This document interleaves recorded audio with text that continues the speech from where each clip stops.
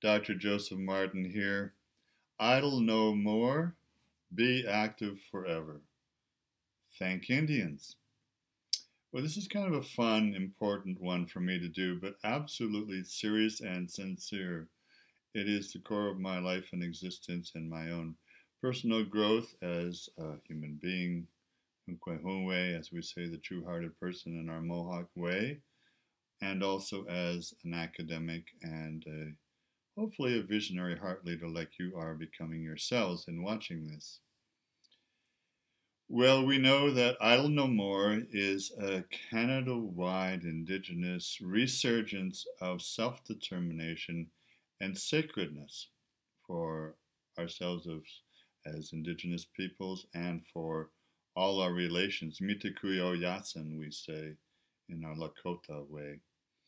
And this means that people need to take self-determination to understand that what's being done in the world is insane and it's utter madness.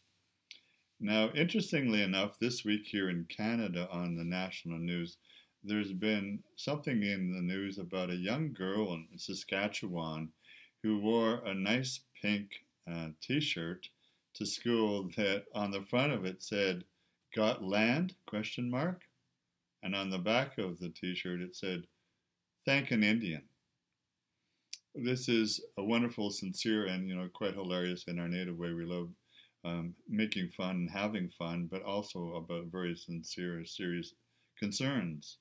And of course, there are many First Nations in Canada, including the Mohawk and Gasadage, which is where I was living for about 18 years, and it's part of my heritage, that there are no land treaties for some First Nations since invasion here by non-Indigenous peoples 500 years ago. And, the land does not belong to the victors. That is an obscene notion. The land belongs to those who've been there before and have treated it well. We have a hilarious saying in our native way, what about buying land? What are you buying? How can you buy your Mother Earth, a little patch of the skin of Mother Earth? And how far up and how far down do you buy? And how can you own something that's alive and has their own right to live? In any case, we have an interesting global awareness and awakening going on here. And it's a conflict between an insane consciousness of madness and psychopathic tendencies, and also a resurgence of a resacralizing or making sacred again our particularly powerfully profane world that we've ended up with here in the early 21st century, not just in Canada, but around the world. So let's go through this a little bit, and we'll go through what the issues and the concerns are. They are really life and death situation. Now, as an economic anthropologist and as a psychologist for many years, I'm now retired, but I'd like to think about and reflect on all the clinical work I've done and the academic training and teaching I've done and my own schools that I've set up here in Canada over the last few decades, and try to understand and put out as an inspirational, simplified message of a very complex historical, socio-economic, political history that we've gotten ourselves into here. We're in quite a mess, and only somebody who's completely unconscious and irrational and illogical would disagree with the fact that we've gotten ourselves into the biggest historical mess of any civilization on the planet. Whether you're a scientist or a geologist or a meteorologist or an anthropologist or simply a businessman, you have to realize that the notion of endless productivity in terms of the using of non-renewable resources it's flawed. It's a lie. It's impossible. It doesn't match with any of the laws of physics or cosmology or even the way businesses come and go. They always have a peak and then an ending. So the notion that we can have ongoing, never-ending growth, economic growth, is simply flawed. And whoever is giving us this total illusion is themselves needing to look at their level of consciousness and their level of rationality and logic and sanity, in fact. Now, that's the historical aspect. In the previous video just before this, I've looked at the whole notion of how we got here through the philosophical Cartesian split of soul and body from the mind, which is what people use now. They're completely soulless for the last few hundred years through capitalism and industrialization, and then the information and technological age that we're still in to some degree. It's created soulless zombies and robots who just follow along with some insane madness that is going on in terms of what we conceive ourselves to be as human beings and as a society and species, and also in how we treat other aspects and objects of Mother Earth around us, meaning we don't treat them as beings, we treat them as objects to be used and run over and dominated and controlled and manufactured by ourselves. That includes not just the natural resources, but other people are to be used for our benefit. Well, in psychohistory, which is an interesting combination of psychology and history, which I've been involved in for about 40 years, we see that there's a disastrous thing that's happening to the human consciousness, or unconsciousness, or both, and that there's an increasing element of psychopathic thinking in the business world, in the economic world, in the scientific world, in the educational world, in the law and justice system, and obviously in the school system.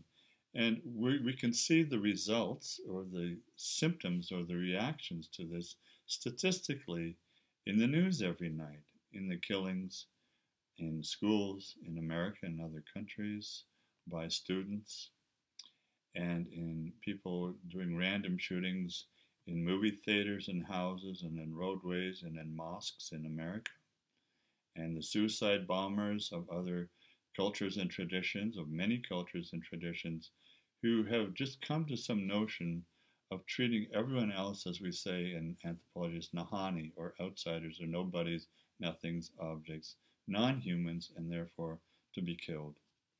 And this notion of separation between cultures, between religions, between ethnic groups, between orientations, between religions, and between anyone of a different color or eye color or skin color, this notion of separation that we've had for over 500 years, which was the beginning of industrialization and capitalism, where does this notion of separation come from? Because that's the split that's caused the split in the two sides of the brain between thinking and feeling. And this is sort of biophysiology, neurophysiology here. The separation between the thinking and the feeling, between the mind and the heart. The separation between the mind and the body. We don't even know how our body functions. Nobody I know hardly even knows what goes on in their body. They've never taken the time to understand biochemistry, microbiology, human physiology, human anatomy. So how can they talk about themselves being a human being? They're not. They're a human thinking. And the thinking has gone wrong. It's gone off the tracks, just like all the railroad cars carrying oil and burning up our towns in Canada these days. The separation that's caused within inside the human being, and it's promulgated by the educational system and what's come down to us through many centuries now of industrialization and capitalism, has caused a separation internally and then externally between ourselves and other human beings. So it's okay to kill them and take over their lands and resources. I won't comment on the Iraq War, the Afghani War, and so on. But there are many other great books by people who are economists, in fact, have got the Nobel Peace Prize in economy around this. James Howard Kunstler, and there are many other people that you can read. John Perkins. The point being that the split between mind and body, mind and heart, mind and feelings, soul and non-soul, has created a soulless society. No wonder all our cultural entertainment these days is about robots and replicators taking us over, and we're all zombies and we're all vampires. And you know, even in the business world now, people are talking about vampiric energies between corporations or between CEOs of different corporations, and how not to let another corporation vampirize you. So this notion of separation and treating the other person as something to be taking their energy and power from is so hilariously, for me as a psychohistorian, rife in all that we see at all levels of socio-economic, political society. And it's just not within nation states, it's between nation states and in our global society. It happens in the military as well. It happens in all levels. So to go back to Idle No More, I've switched it up here. This is something that's gone on since 1990, which was the first kind of get up, stand up notion, where the Mohawk of Gansadage in 1990 said to the local community, "You're not going to tear up the bones of our ancestors. We've been here 8,000 years. You don't need another 9 holes of golf to put beside the 9 holes of golf you already have by tearing up our ancestors' bones." And it was just grandmothers and mothers and children who were standing up to the Canadian government and military and the Ontario and Quebec governments and militaries, the QPP and the OPP. That 1990, so that's like 24 years ago now, was the start of a new consciousness among the Indigenous peoples of Canada, of all the 685 communities, of idle no more. We'll just get up and stand up for our own self-determination. And in the history of freedom, and that includes all civilizations going back tens of thousands of years, it's always when the people get up and stand up and choose in a non-confrontational way, or at least a non-violent way, to communicate who they are and what they need, and to just re-access their own livelihood, freedom, and truth. So idle no more in terms of just comments as a kind of a psychological term. Idle is not a good term to use. It's a kind of a prohibitive term, and it suggests things we don't want to think about.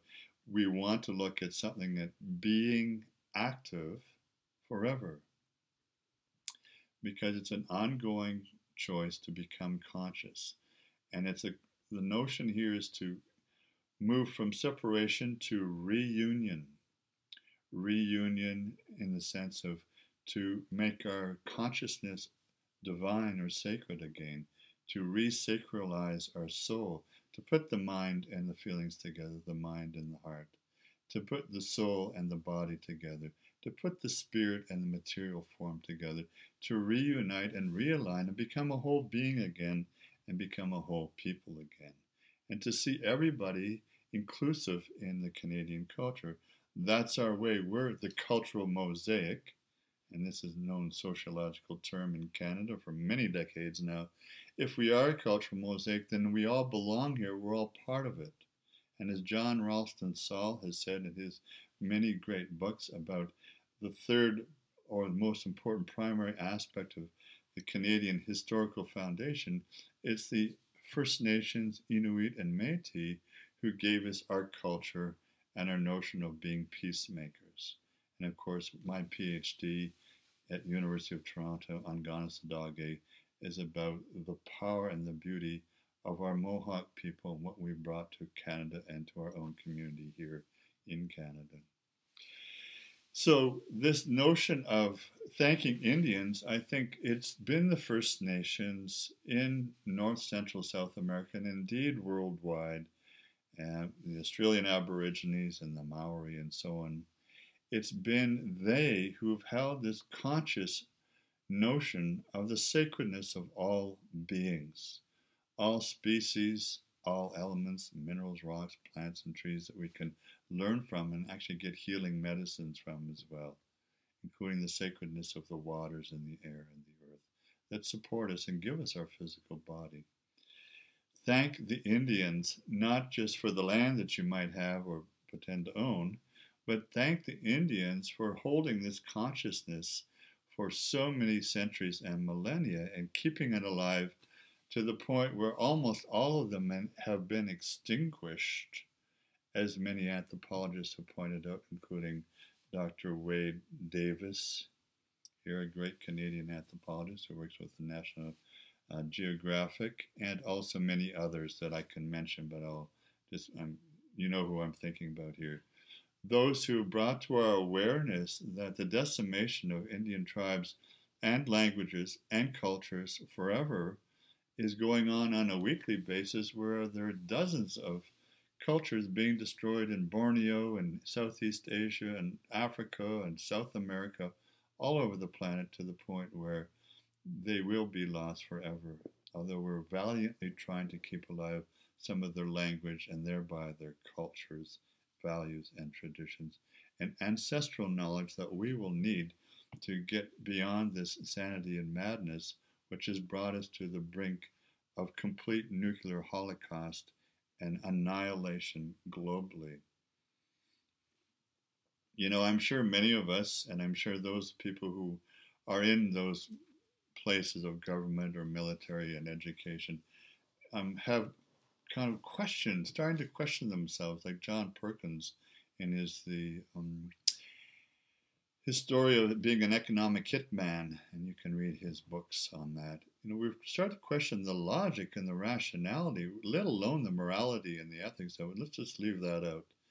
We could certainly want to look at that, but the logic and the rationality, or in this case, the unconscious irrationality of destroying everything, so that by the end of this human life, those of us who are still alive on the planet, there may be nothing left.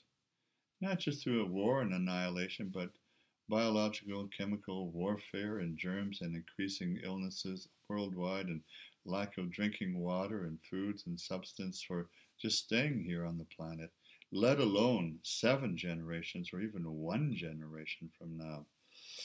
So I'd like to say thank you to Neil Young, who's in the middle of his Cross Canada tour right now, to bring to our awareness the lost treaties and the challenges through the oil and tar sands in Alberta, about what it's doing to the health and the culture and the integrity of the First Nations peoples and the communities there, and indeed around the country. Now, I know that people are opposing that mightily, but, you know, despite vested interests, I'm appealing to the logic, if not the heart, of people worldwide and those in Canada, to stand up for what's right, stand up for what's true, what's logical, what's rational, and what gives people freedom of choice. And we're all in this together, and it's not about the economic interests of a few or corporations or even our country. Because as Gandhi said, and as Martin Luther King said, and as Nelson Mandela said, a country will be judged by how it treats its poorest people and the ones that are downtrodden and have been defeated historically by the nation state. And in Canada's terms, I'm asking all Canadians now, how will we be looked at in history 10, 20, or 100 years from now by the way we've treated our impoverished First Nations and Inuit and Métis? We are seen as a peacemaking country, but less so now. In fact, we're at the bottom of the status now in terms of our role as peacemakers, because we also don't take any interest in climate change. We're at the bottom of the heap in that in terms of the G20. So the point will also be known is that if we are to be, as we seem to think we are, the greatest nation of freedom and democracy on the planet, let's do our due diligence and do the right thing. There are many outstanding First Nations communities with no treaties, no rights, and no self-determination. Although on paper, in some cases, it might be there. When the inner heart of people changes from racism, separation, prejudice, judgment, to consideration, understanding, and true listening, then things can change, and Canada will become the nation that we all once thought it could be.